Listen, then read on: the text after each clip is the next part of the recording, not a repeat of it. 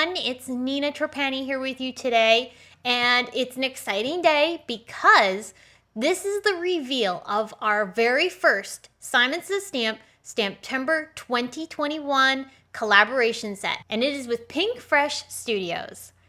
This gorgeous stamp and coordinating die set is called Next Level Amazing. Now, this is a very special offer because these stamps come with the coordinating dies free while supplies last. So all you need to do is purchase the stamp set and you'll get the coordinating dies added to your purchase. This is a limited quantity offer, so the dies are only available while supplies last. No code required. All you need to do is make a purchase and the dies will get added to your order automatically. And of course, with STAMPtember in general, this stamp set is also limited edition. So the stamp set is available while supplies last as well. So if you do love this stamp set, you want to make sure you purchase it while you can. We designed this stamp set in collaboration with Pinkfresh Studios. It's a gorgeous 4x6 stamp set. And of course, we have the coordinating dies like I mentioned. I'm going to show you how to use these dies with the stamp set because the stamp set comes with the large blossom, but it also comes with some smaller blossoms. So the first thing you're going to want to do is die cut with the coordinating die from the paper you're going to stamp on. Then we're going to place that die cut paper into our MISTI tool. If you don't have a MISTI tool, you can still do this, but it is really helpful to have the MISTI. I'm going to lay my paper inside of the MISTI tool and hold it down with the magnet. This will make sure nothing moves. Then I'm going to start pulling out the stamps and I'm going to fit them into the negative spaces of that paper so that way I know exactly where they're going to line up when I go to stamp them. So take all of the little blossom images and just line them up into those negative spaces. You'll see how they fit in nice and easy. Once you have them lined up, pick them up with the door of your MISTI, and then you can lay the paper, the die cuts, back into the negative. Now I like to take a little bit of dot runner, this is our Simon Says Stamp dot runner, and put a quick little bit of that on the back side of each die cut so that way it doesn't shift as I go to stamp it. Because I'm stamping on watercolor paper, I know I'm going to have to stamp more than once because watercolor paper is textured. So I'm going to go ahead and ink up my stamps with Simon Says Stamp Intense Black ink. I'm going to ink them up really good. Like I said, I am going to stamp it twice just because watercolor paper has a tendency to not stamp super smoothly. So I'm going to go ahead and stamp this once and then a second time to make sure I get a really nice, good impression of this entire stamped image.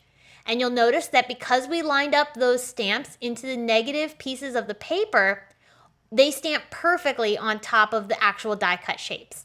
So this is a great trick for lining up your stamps and stamping them all at once and then being able to die cut easily. Now to color in this beautiful image, I am going to use some Karen markers. These are watercolor markers and they blend out beautifully when you add a little bit of water to them. So I'm going to use a variety of rainbow shades, which I do have linked in the supply list. You can find that in the video description below if you're watching this on YouTube. And I'm just going to color each image with a single layer of color. These are really cute and detailed images, so I don't need a ton of shading to make these look spectacular. I threw in a few green shades here and there to add a little bit of interest and some nice separation between all the rainbow colors that I'm adding for the florals.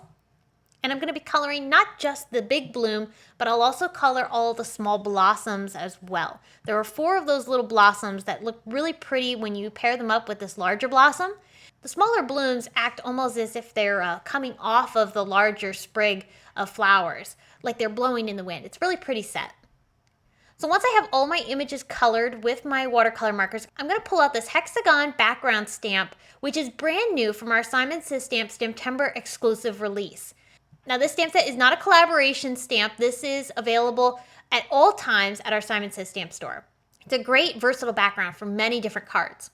I'm going to attach a Slimline card base, which is something we carry here at Simon Says Stamp, inside my MISTI tool.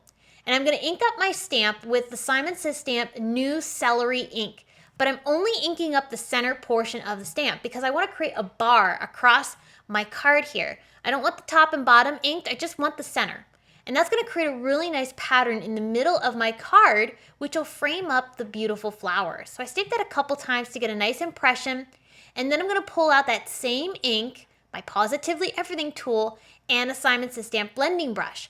and I'm going to add just a little bit of ink blending to the center of the card. This is going to create a halo around the flowers, so it's going to add a little bit of dimension behind there to just really make them separate off of this card nicely. Once my ink blending was complete, I also pulled out my splatter box, which happens to be a Simon Says Stamp card kit box. Works great for containing splatter. And I'm going to spritz on a little bit of Salvaged Patina Distress Stain and White Picket Fence Stain. And I'm going to splatter these onto that background to create some dotted texture, some splatter effects in the background of my card, and that's going to provide some texture behind these flowers. You'll notice I tied a bit of twine onto the stem of the flower, and this is where the flower is going to end up resting. It's going to sit right in the center of my card. I attached it with a bit of foam tape, so that way it has a little bit of dimension off of the background. And so I'll lay that right in the center, which is framed up beautifully by that hexagon background. I need a sentiment next. I pulled out that same Next Level Amazing stamp set, and I was trying to decide which sentiment I loved most because they're all great. I ended up opting for the thanks greeting. I always can use a thank you card, so I really wanted to make sure to use that one for this particular project. I'm going to stamp the sentiment onto slate gray cardstock. This is a Simon Says Stamp cardstock. I'll use Simon Says Stamp embossing ink to stamp that greeting. I'll give it a nice impression, and that'll allow me to then place a little bit of white embossing powder over top of my greeting. The fine detail embossing powder from Simon Says Stamp is perfect for delicate sentiments like this. It really helps keep the detail. And then I just used my Wagner heat gun to be able to set that so that way it has a beautiful embossed effect. There aren't coordinating dies for the sentiments, but I just used my fine tip scissors to fussy cut the greeting out. If you don't want to go through the trouble of fussy cutting, you could totally trim this down into like a sentiment label or something. I'm going to tuck the sentiment down along the bottom towards that bow. I'm kind of overlapping that twine that I added down there. And then I also picked up that leaf and tucked it over the top of the word thanks. It's a small detail, but doing something like that really adds some interest to your card and gives it some dimension. So definitely look at your stamps in a different way. Try to come up with ways to be able to layer things a little bit more differently than the most obvious way. It really helps take your cards to the next level. Just that little tuck makes a huge difference. So I added down those little blossoms that we had stamped out earlier. I glued those down with some Simon Says Stamp Craft Tacky Glue. My last finishing touch was to add a few gems. These happen to be from Honeybee Stamps. They're a nice rainbow assortment of pretty little gems here. And I'm just using my scissors to help pick them up and place them down where I want them. They're self-adhesive, so all I need to do is make sure they're pressed down really well onto my card. And that's my card project. This gorgeous Next Level stamp set from Pinkfresh Studios literally takes center stage on your card. You don't need to do a whole lot to make a card that looks absolutely spectacular with this collaboration set.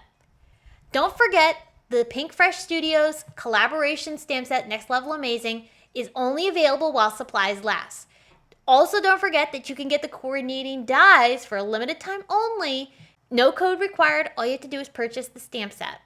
The dies are great. I definitely love having coordinating dies from my stamp sets. So I would encourage you to go ahead and purchase this while you can, because this set is not only gorgeous, but having the coordinating dies is just so much fun to be able to make some dimensional card projects very easily, because you can just pop those up right off of your card. I hope that today's project has been inspiring to you using this collaboration set. It's the very first one of STAMPtember, which is so exciting. And that means there are so many more to follow. So don't forget to subscribe to our channel for additional inspiration and videos showcasing the collaboration sets for STAMPtember 2021. You don't want to miss it. There's a lot of exciting stuff going on. Thanks again for tuning in today. I'll be back soon with more to share with you all. But until next time, I hope you all have a very next level amazing day.